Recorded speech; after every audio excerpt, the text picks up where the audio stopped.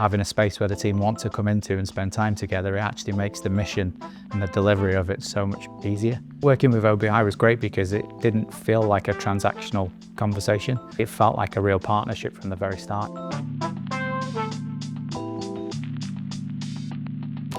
So Russell Teal, co-founder and CEO of Vivify. Vivify is a two-sided marketplace that exists to help schools generate additional income. So we rent out their spaces, evenings and weekends and school holidays to local community groups from football, basketball, all the way through to the Women's Institute, Weight Watchers, you name it, we've got a space for. It was an opportunity to go over to OBI and just have that sort of initial meet with them really. So I met with Will and Thea. They asked me loads of questions about Vivify, what were our kind of requirements. They took that away and then actually came back to us with that first suite of options really, where even still sat around the table, we were able to start to look through them and start to narrow down what was it that we were really looking for.